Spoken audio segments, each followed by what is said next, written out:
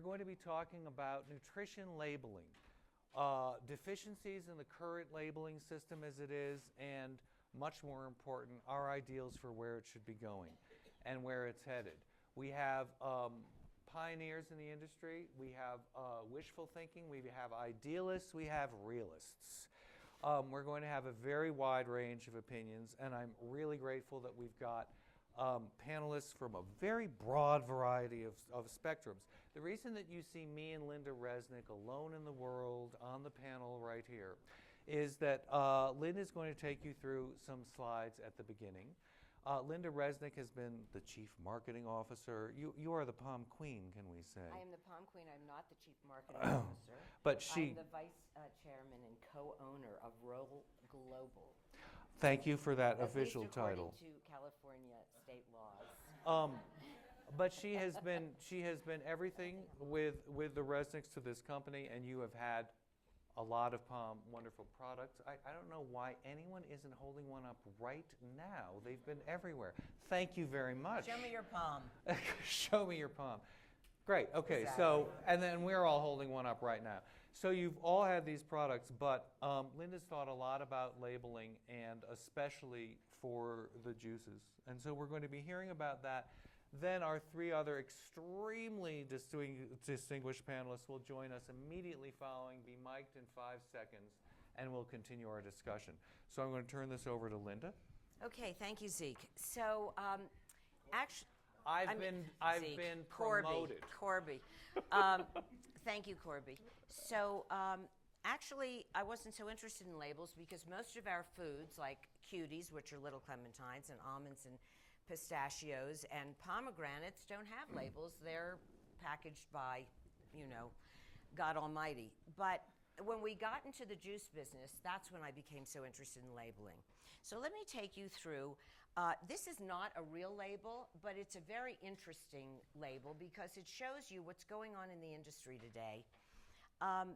Trans fats, okay. You can have a small amount of trans fats in the food and still be allowed to put, the food with 5 grams of saturated fat per serving shouldn't be allowed to boast that it's 0 trans fats, is the concept. High in fiber. They are now counting things like polydextrose, multidextrose, or similar isolated fibers as high in fiber when they really don't work. Whole wheat. You can have a very small percentage of whole wheat in your product and still put it on the outside. Any food that contains high fructose corn syrup should not be allowed to be called all natural. And a lot of brands are saying that they support immunity. But that is because they put a small amount of a powdered vitamin C into the food. We don't know if it's bioavailable to the cells in your body. And so why is it allowed to go there? Now, Corby wants to talk about front of package, but you have to really look for a moment at back of package because that's where a little bit more of the truth comes out. Okay. And I have a handout on this because it's really quite interesting to look at the corn syrup and the bleached flour and all that sort of thing that may be in a label and may be misrepresented. So there's a handout on this table over here if you want to take it when you leave. The packages that label children's products often hide the truth. 84% of products studied fail to meet basic nutrition standards. This is for kids. 57% of the study of products qualified as high in sugar, and 95% of the products have added sugar. And more than half were low in fiber. More than half of the products did not contain any fruit or vegetables, and often the fruits and vegetables they talk about are tomatoes and the ubiquitous corn that is in our diet. High in saturated fats and very high in sodium.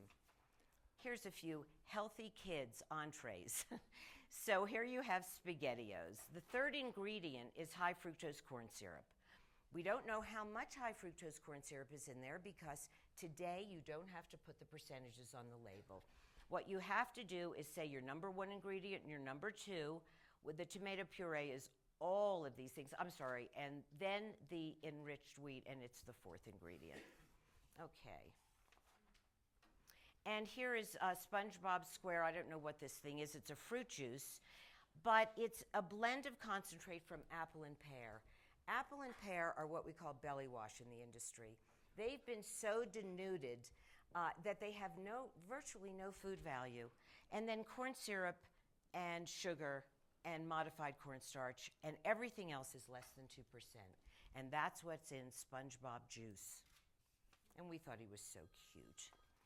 And Apple Jacks, okay, they say that they're high in fiber, but sugar is the #1 ingredient in Apple Jacks. Whole grain corn flour is what they are calling high in fiber. Okay. So I ask you, have you had any corn today? And you will say, no, I haven't had any corn. No, we've been having only your products. That's right. But if you ate meat, you ate corn because the meat you ate was fed on corn. The chicken was fed on corn, and the farmed fish are fed on corn. And if you had cereal, no doubt, or packaged bread, or ranch dressing, any kind of dressing, a cola, a fruit added to your yogurt, a Milky Way, then you ate corn because high fructose corn syrup is ubiquitous in those products. Now, how did this happen? When high fructose corn syrup was brought into the marketplace in 1980, it is 20 to 70% cheaper than sugar. A lot of European countries don't allow it. But in America, it has replaced sugar in most products.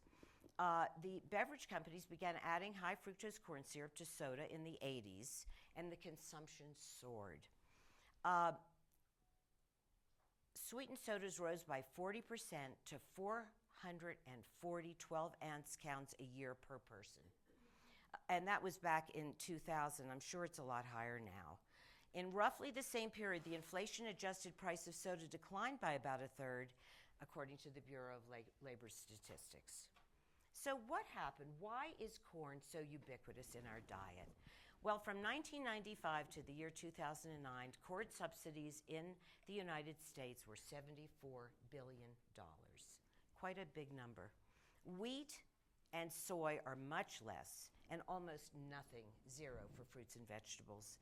So the Farm Bill produces a system of wash and added sugars derived from corn, added fats derived mainly from soy, as well as dirt cheap meat and milk derived from both. And because fruits and vegetables get no subsidies, their price in stores increased by nearly 40%, while soft drinks and so forth went down. And just be aware of, health food bars, because they tend to be full of things that are sugar, like brown rice syrup, coconut, evaporated cane sugar crystals, honey, and so forth and so on.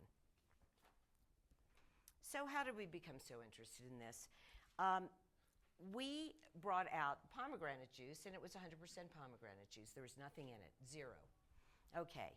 And then Minute Maid came out with their beautiful package with the big pomegranate on it. It's called pomegranate blueberry. And we found out that less than 1%, a third of 1%, is actually pomegranate juice. The rest is high fructose corn syrup and apple juice and all kinds of filler juices. Here we have Welch's 1% pomegranate juice.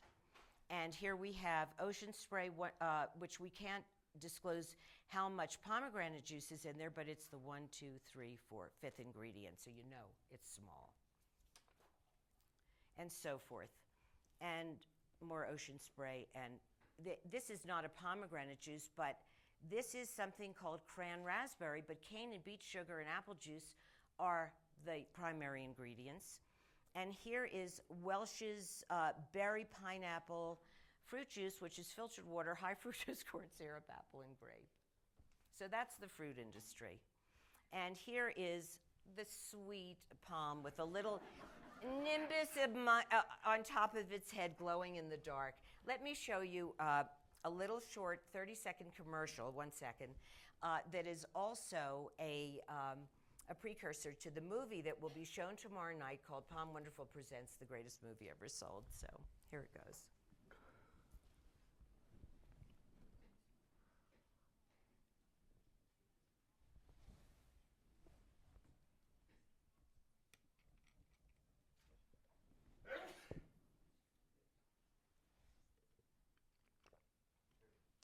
Sound. Really believe. Take this juice. Label. Check the label. That's what they tell us to do when we go shopping. But how much of what's on the label can we really believe? Take this juice. Label has a giant picture of a pomegranate on it, blueberries front and center. Must be filled with all that good stuff, right? Well, guess again. 99% of this juice is apple and grape. So how much pomegranate and blueberry is in it? Less than 1%. That's why I drink Palm Wonderful. It's 100% pomegranate juice. You'd have to drink 90 of these. That's 80,000 calories to get the same amount of pomegranate juice that's in just one of these. Check the label on that one. Palm Wonderful. Get real. We paid handsomely for that. We know you did. We all read about it. Thank you very much for that. Thanks for the commercial. Thanks for the Palm Wonderful Juice. Panelists, come right up and get mic'd in about 3 seconds. Thank you.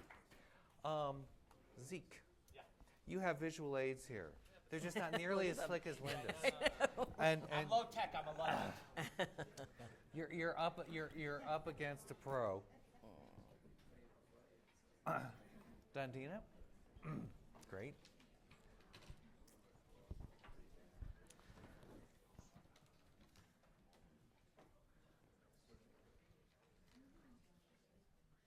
Oh, Leslie, I hope that was an iPad. You were going to project things on screen from it with a laser pointer. So our distinguished panelists, all of whose titles I will get wrong if I even try it, so I'm absolutely not trying again, are Zeke Emanuel, who is chair of the Ethics Department at the National Institutes of Health, and I'm going to ask him to talk about some of the amazing work he did as a special advisor to the White House. But what was your special advisor title? For health policy. And has worked a lot about package labeling, and I see has brought no brands from anybody we have to worry about. Thank you, Zeke, who will be holding I don't up. even know, besides Campbell's. Who will be holding up some of those labels and what he talks about. Then we're going to be hearing from Dandina Bradley, who is at PepsiCo, and then Leslie Dock at Walmart. These are people who are right in the trenches in the absolute center of the food industry. And then we have a surprise guest whose identity I'm going to reveal. That won't be But she's a surprise guest who is like our deus ex machina in the audience that we're going to hear from briefly after we hear. So Zeke, can I talk about some of the work you did and where you would like to see things heading in information on labels? Well, we got into this in the White House in thinking about partially before the First Lady's Initiative, and then obviously fitting in with the First Lady's Initiative around Let's Move. One of the primary principles of which is to empower consumers to be able to purchase things with giving them adequate information to make healthy decisions for the family. Now, the first thing that Linda mentioned, and I think is very important, is we do have the nutrition facts. There is a lot of controversy about them, but let's face it, there's a lot of box space devoted to them. If you do spend the time to read them, you can get a lot of information, but no one thinks they're perfect, including the people at the FDA, and there is a need for rethinking them. And I'll just give you a few of my concerns. One of them Linda did mention, which is you have things like the sweeteners spread out under a variety of different labels. If you don't use corn syrup, or you use corn syrup, you add sugar, you add a bunch of other stuff, you can separate them out so it looks like you don't have that much unless you read the higher label. Then there's, of course, the issue of can you do math in your head while you're shopping? I always like to say I'm related to a very smart brother, actually 2 smart brothers, but one of them I know has difficulty dividing fractions, and so when he reads a label, it can be somewhat difficult for him to figure out, does he have too much or too little? And if it's difficult for him, I assume it's difficult for many other people. Are you at liberty to reveal which brothers? Well, he calls me up with 5th grade math homework and says, how do you divide a half by 3/4? So I know that this can be a problem for many people in America. I gather you're not. There's also, one of the things I like, the reason I have this, we recently had a cooking event where we had to do something processed, and I had real trouble, so I just bought a packaged dessert. One of the problems, it says it gives you the mix. Now, I don't know anyone that eats the mix raw, right? And then it gives you prepared. Why do you have 2 on there? Well, I assume one of the reasons for 2 is it does create a certain kind of confusion in people's head, which is not helpful. Wait, are you accusing manufacturers of possibly sowing confusion? No, I wouldn't say that. Consumers? So there is, I think, there's a lot of information here, but one of the things we know is it takes time. Most people, and most people who do the shopping for a family are women, it turns out. We're still gendered in that way. Go through a store and spend seconds making a decision. This is not heavily contemplated, and then they take it home where it might be more contemplated. It's actually, interestingly, the data are not fully used. So, one of the questions is, what can you put on front of the pack? And we in the United States have had a long history of front of the pack that has not worked. Many of you are familiar with the Smart Choices fiasco, where the industry tried a voluntary thing. I think it was a fiasco even by their own standards, where it turned out that lots of things got that check mark. Lots of efforts have been done now. But tell us some of the scandals about Smart Choices and why. Do you all I know think the most Smart Choices story? Tell us again. So that was to give a check mark to things which were supposed to be good for you, and I think the big scandal turned out that check mark showed up on Fruit Loops, and most people, when you look at Fruit Loops, didn't seem to match their view of something that would be healthy for children, and that led to an investigation further into what actually the criteria are that go into this. One of the consequences has been a proliferation of labels. Hannaford, which is a supermarket chain in New England. New England, a little more general, has its stars. The others have adopted something called Nuval, which gives a score between 1 and 100, and part of the problem is they have an algorithm, and no one knows exactly what's in the algorithm. And one of the things you notice once you begin to unpack a variety of algorithms is they all will make mistakes. They'll label something that probably isn't right, and that's because combining lots of different nutrients can be somewhat complicated. Europe has tried a variety, and a variety of other countries have tried a variety of front-of-pack labels, some with traffic lights, some with a variety of different things. Suffice it to say there's a fair amount of sort of preference research. What do people like? But that is not, of course, the real question you want. You want to know, in the 6 seconds, or 5 seconds, or whatever, someone's making a choice between X, Y, and Z, do they use that information, and is it usable for them? And there's not a whole lot of information about that. What works optimally in that context? And then to convert that, it's not just that they select something, that they actually know what they're selecting, and they've selected it for the reasons that they think they've selected it. And so that leads to thinking of what can you put on front of the pack that will help a consumer make choices.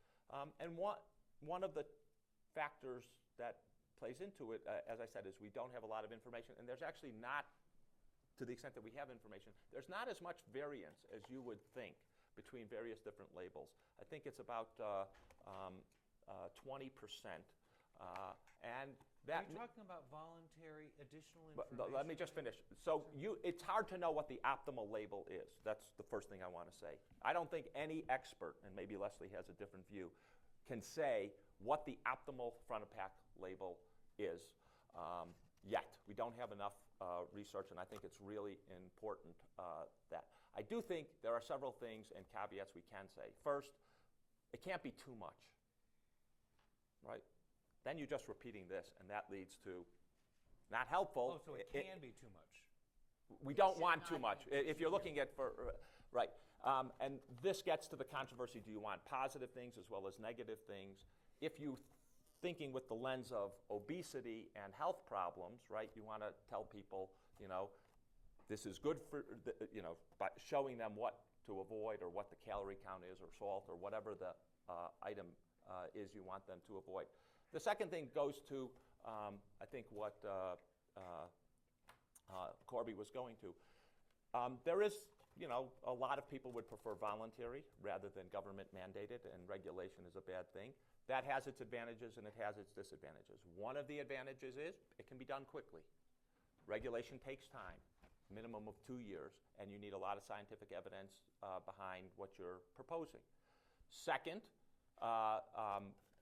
one of the advantages of voluntary is that you're not forcing people to do it. They might do it in a better, more positive light and not resist you and try to subvert you. On the other hand, voluntary can create a variety of different proposals, none of which is optimal. One of the problems may be, you want consumers to expect the same information the same way and the same place, rather than to have to hunt. Is it down in the left corner, the upper right, in the middle, hidden? It also helps to have a uniform set of style guides, which is everything's going to appear the same way, so that people, if they see that number 10, it means 10, and they be educated to it and not educated to 3 or 4 things. That has its advantages too, but it is also slower, and that's just a fact. There are lots of conflicting interests in this field. You saw recently that the Grocery Manufacturers Association has proposed that they will have voluntary on the front of the pack, modeled to some degree on what's on some cereal packets. They're called nutrition keys. We needed to see that. Some people call them tombstones. But the calories, saturated fats, sodium, sugars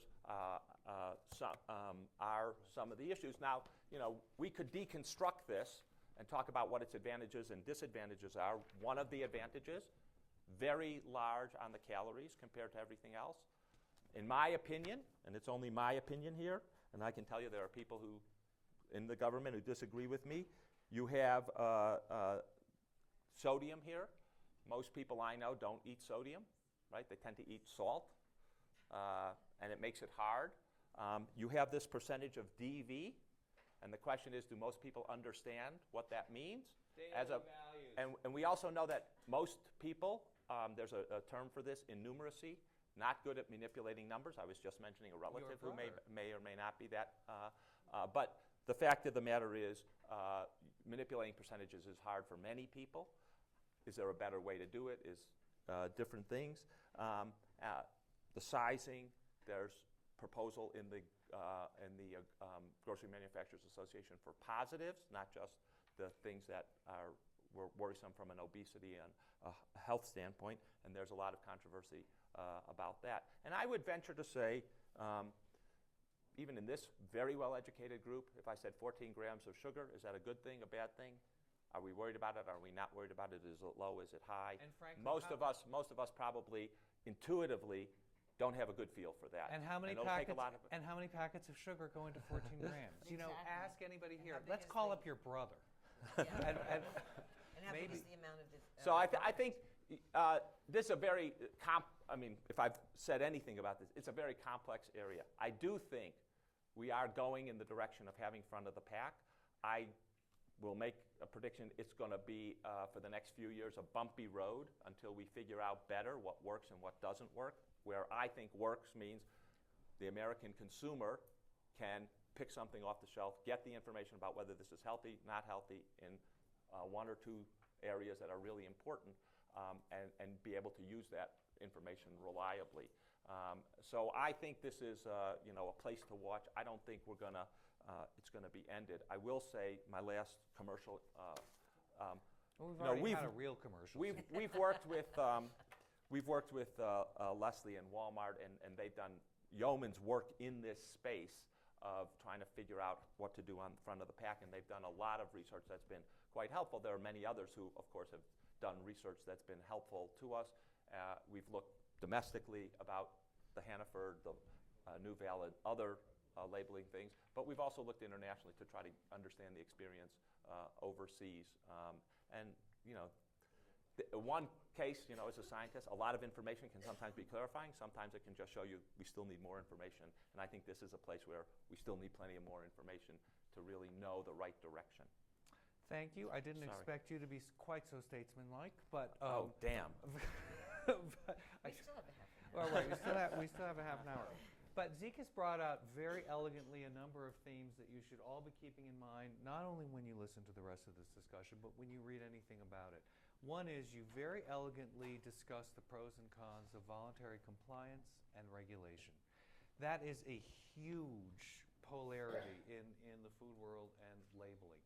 And there are big trade-offs for either one, and there are very strong camps on either one, and you very concisely summarize that.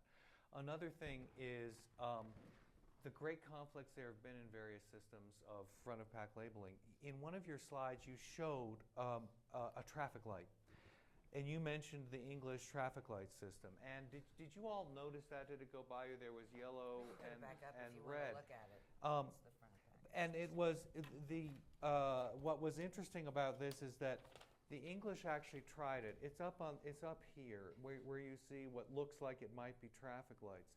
And it was the first attempt at what I think a lot of people want to see, and we're going to be hearing more about, which is a healthy kind of seal of approval on a pack. But you know, there's just one little obstacle for food manufacturers. One of the lights is red. And if you are a food manufacturer, you don't want a red light on your product. So you can imagine how popular this was, and after I think a year and a half or 2 years, it was withdrawn. Yeah. And it happened to coincide with David Cameron and a new, more conservative government. So there are lots of different ways to try to convey this information to the consumer, but there are a whole range of factors that go into it. And can I... Go ahead. One should be a little clear about that too.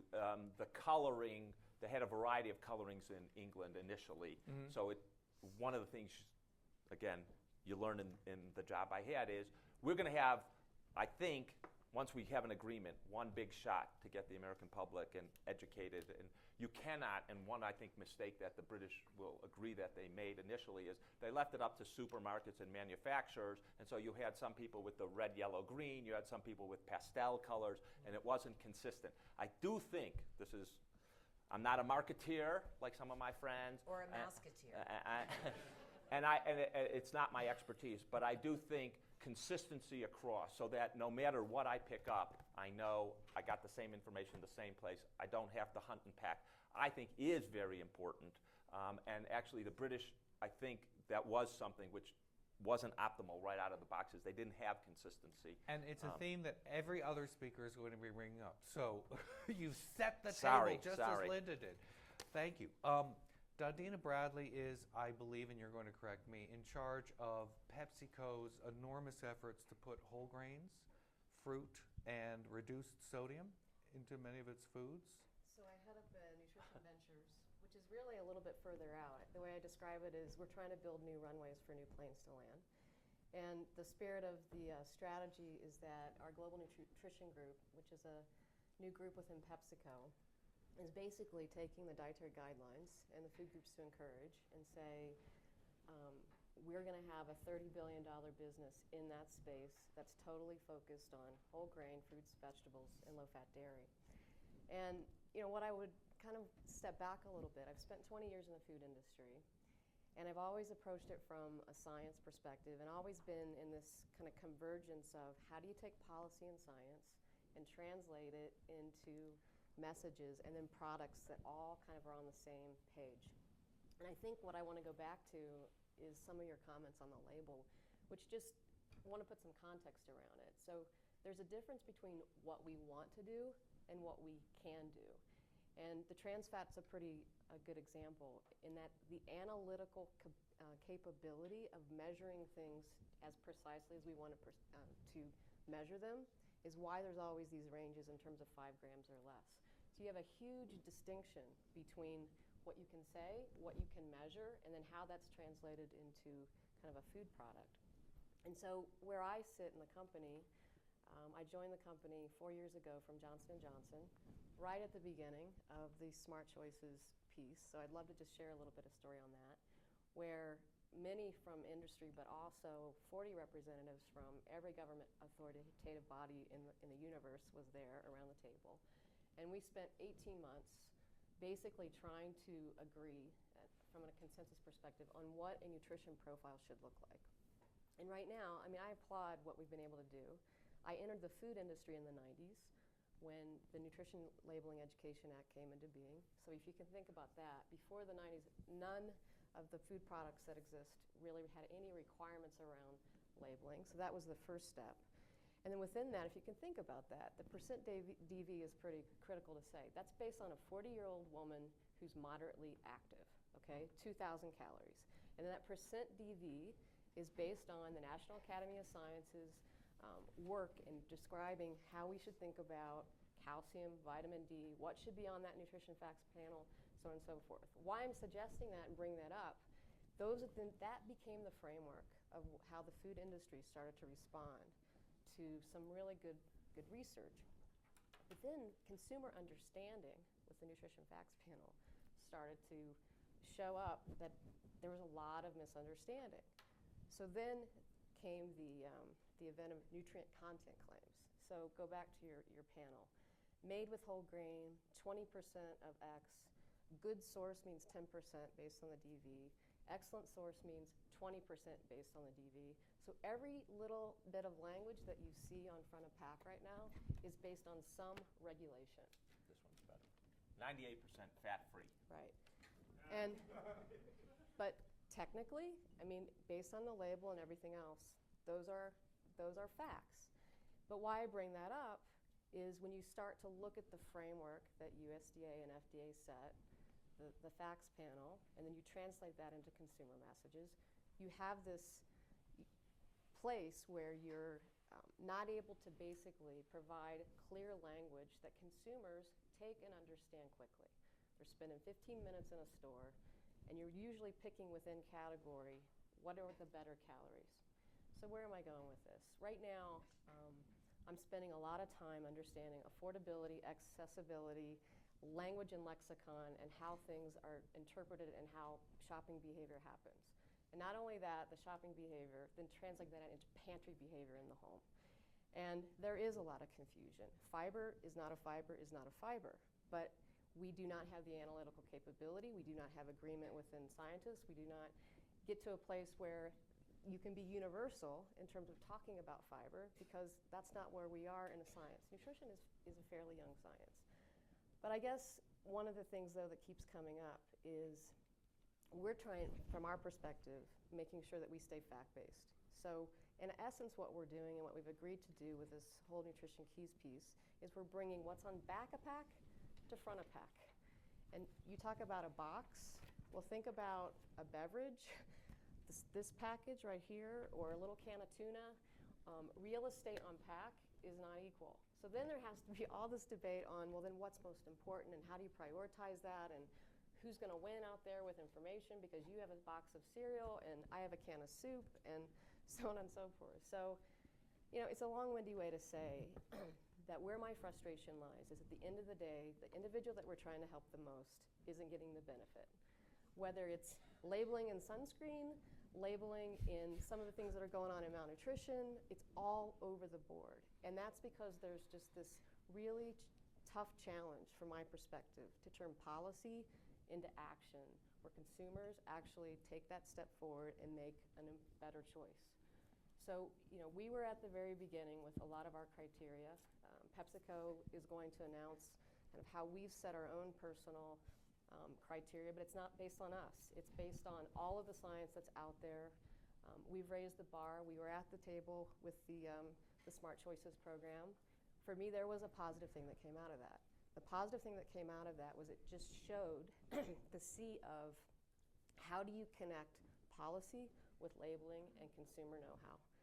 And if anything, we were able to raise a lot of issues with you know, why the serving size is the way it is, and how you count them, and what's multi-serve, and what's single-serve, and all of these things that have proliferated over time. Forgive me for not knowing, did you actually use Smart Choices?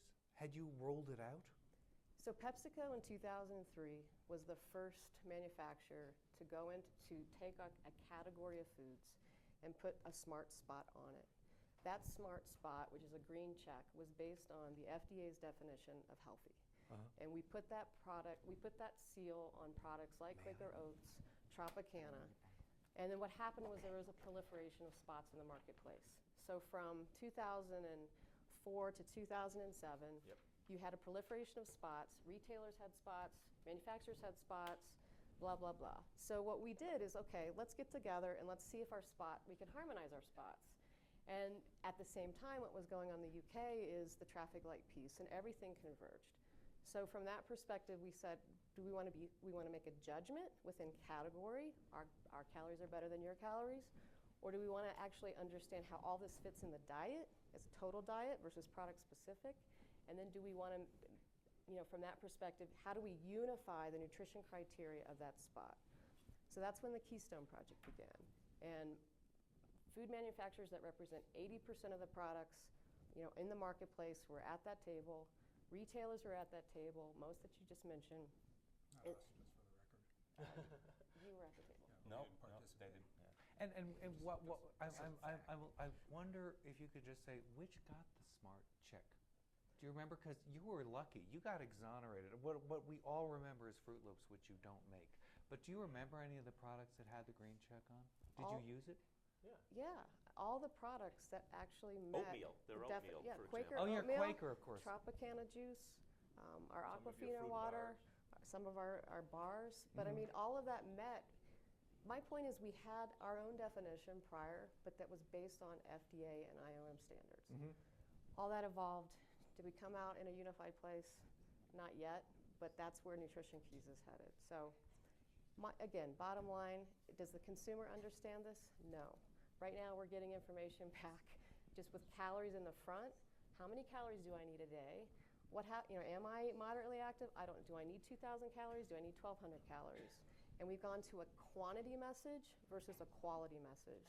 And I think we have to figure out how to reconcile that so that we all can turn great policy into great product messages that ultimately change consumer behavior. You can, but you've perfectly segued into the next speaker. All right. Absolutely perfectly. So, and I know Zeke can keep No, that's all right. I'll save it. Can keep many things in his save it, mind I'm at once. Yeah, 'cause I have a So, question so we will. I'll go back to both of you. So the idea of what's most usable, what's most available, what to put on this valuable real estate, Walmart has already taken action.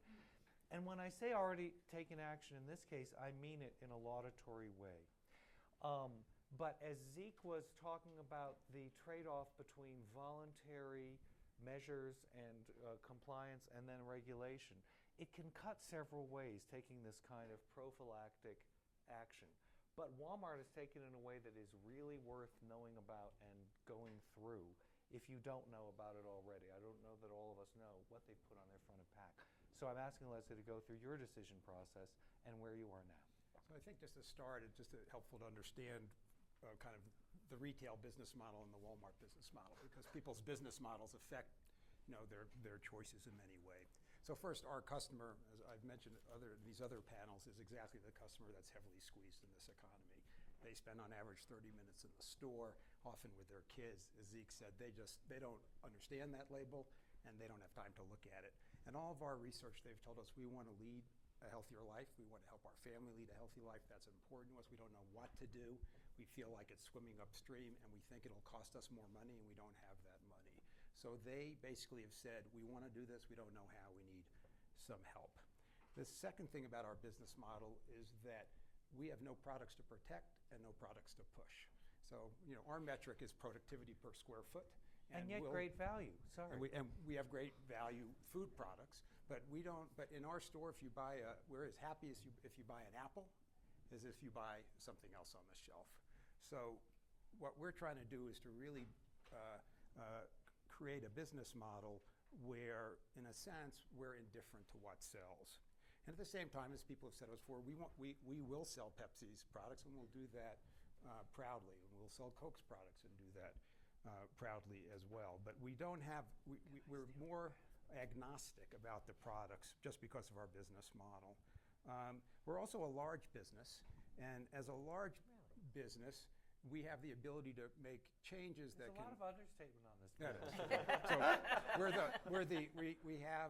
the world's largest grocery store. So here in the U.S., we have a $250 billion business. Over half of that is in food. So, and then that percentage, so it's a $420 billion business around the world, over half of which would be in food. So it's a large food business, and we are therefore a large customer for many food companies. We also have our own private label, which is a large food brand of its own. So that allows us, when we consider how to make changes for ourselves, to know that those changes will have an effect throughout the food supply.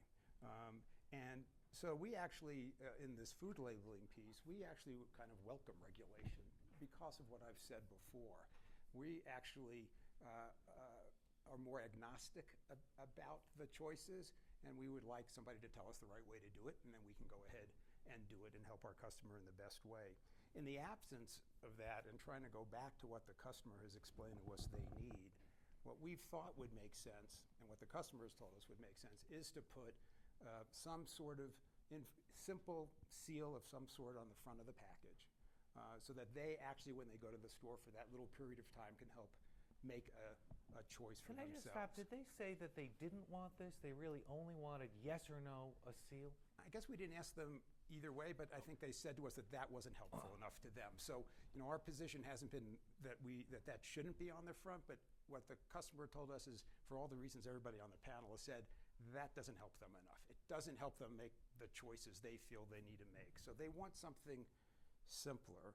So our goal has been, because I think there have been all these efforts before, Smart Choices and others, that were entered to with the best intentions and with a lot of great minds around the table. But what we've tried to do is to meet with Zeke and his team, to meet with the FDA and their team, to sit around the table with Mike Jacobson and the Robert Wood Johnson folks, and to basically say, and I have the criteria here, we are looking at a set of criteria.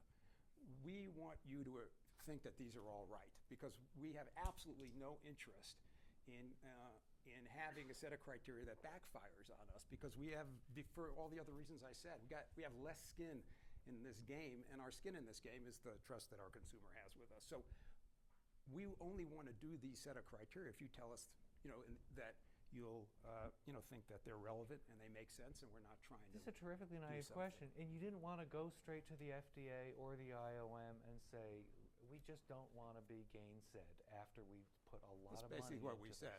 I mean, we basically said, look, we would like to do this, but we don't want to do this and find ourselves in an embarrassing position, because that doesn't help anybody. So we'll be transparent with Mike Jacobson and a lot of other people and say at CSPI and say, here's what our criteria is, tell us what you think.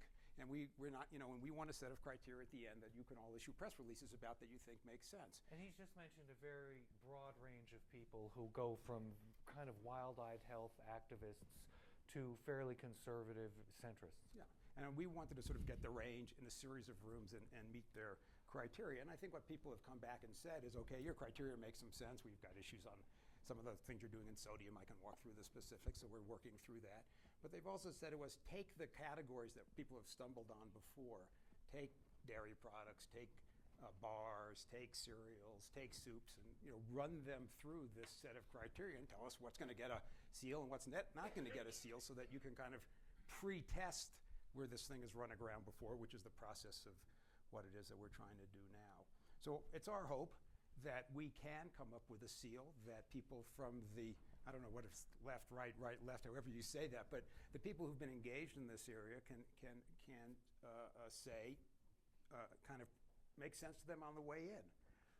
And we think we can get there. Now, it's not the answer to all of these things we've discussed, because it still only gives people one sense of this. There are a lot of senses and pieces of information people have to get, but we think it'll be helpful. And we do have the ability to make that choice ourselves on our own products. We think that when we do that, what it allows us to do in the retail situation is to give our customers a very straightforward piece of information, and then actually to allow us to drive sales to that. Because if you just think about, then you can advertise and run circulars and tell people to go look for the thing, and you can deal with the price of that. And another thing that I like about it, as I've mentioned somewhere in some of these other things, one of the pillars of what we're trying to do is we don't believe you should have to pay a price premium for a better-for-you product. So if you imagine, even on our own products, so we would sell in our private label whole wheat pasta and plain pasta. But if the whole wheat pasta has a seal on it sitting next to our own white flour pasta, we're now putting pressure back on our own system and our own supply chain in a very visible way to help push us to do what we want, which is to get rid of that price premium, but also to drive more sales to whole grain, which just in the law of supply and demand, if we can have more scale in whole grains, we're likely to bring down the price of that product compared to the other. So it just seems to work,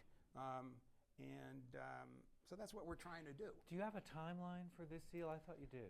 Well, I think we hope that maybe in the next 2 months we can get enough, we're not asking anyone to sign a piece of paper. They stand free to say what they want afterwards. But I hope that in a month, 2 months, we'll be able to get people's sense that we're doing this in an open and sincere way and that the criteria make sense. And then my guess is it takes 6 months to 9 months to begin to see the new label. So this is the other part of the Walmart business model I have to admit to. We're not going to throw away a single old package. And so we're going to use up the old packages Why did before I forget we put about that the new little one obstacle?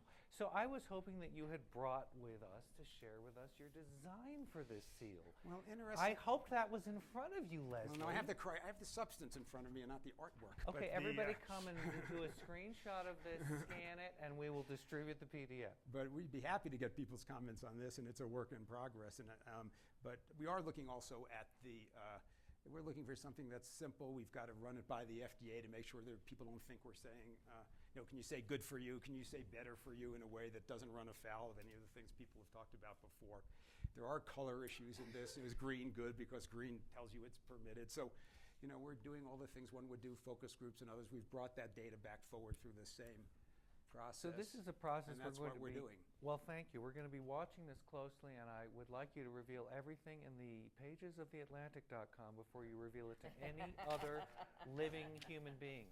And speaking of wonderful human beings, we have our surprise guest who has to get an airplane, as we're very familiar with, in Aspen.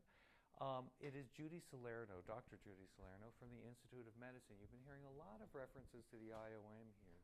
They are set to issue a report in, I believe, October is the schedule, congressionally mandated. She, of course, working as she does in a very high position at the IOM, won't be able to talk about the actual work of a committee in progress, but she's able to give some comments, and we're very glad she's here. Judy, could you get up and talk to us? Well, great. First, I'd like to, just reflecting on the conversation here, it's obvious how complex this area is. And that's one of the reasons why Congress came to the Institute of Medicine as an independent voice, an authoritative voice, asked us to bring together a group of experts from a variety of different fields to look at this question. The task was divided into 2 phases. The first phase was basically to review all the systems out there. An overriding concern is that there are so many systems now proliferating that it's going to be more confusing rather than more helpful to consumers. So that's really been on the minds of the committee. And it was on the mind of Congress, too, because the second part of our task, which is now currently in progress, is that the committee would look at the benefits of a single standardized system to be regulated by the FDA. And as of the first report, which was issued, and without recommendations, but some conclusions in And when was that? October 2010. The committee felt that it was important that there be front-of-the-pack labeling, first of all. Secondly, that there is no system out there that's perfect, and that the reviews are mixed on all of the systems.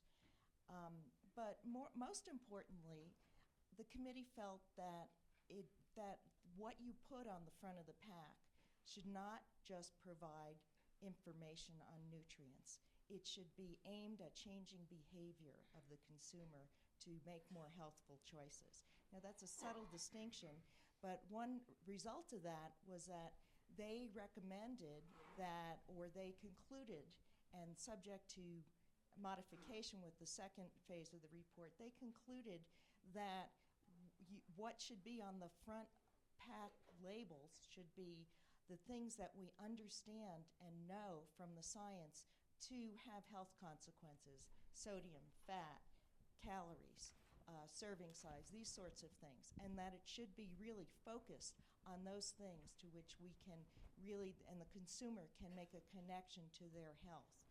So as they reviewed all the systems out there, they're now looking at the benefits of, or potential benefits of a single system. And the report is due, it will be, we hope to be out by October. It will undergo an extensive peer review this summer, and I'm sure that no matter what the committee concludes, that it will be controversial. Okay, well, we're going to welcome that. Thank you very much. Well, Zeke has a number of things he'd like to say, and then Linda, and then I'm going to ask if you two do want to. It's very important, and I think you've heard about it from a variety of us. There is not a uniform view, even within the health community, within the manufacturers, within the grocery store. And one of the frustrations, I will certainly say from my side, is that. And so, you know, you can get 7 manufacturers who agree on one thing and 4 will disagree on the other, and that can be a source of, you know, freeze and no progress. And you so might have experienced that. Yeah, well, and it slows the whole thing down. That's one of the reasons that any regulation would take a minimum of 2 years, because you have all this disagreement. You know, for some manufacturers, this stuff will be great. They'll be able to put the seal on lots of things. It'll increase sales, or so they think. The second thing I would say, and this is very, very important, we keep talking about consumers. We keep talking about giving them information, but more importantly, changing their behavior. Equally importantly, and maybe even more importantly, is the experience that this will change the products themselves. It's not like products are static out there. Products are dynamic.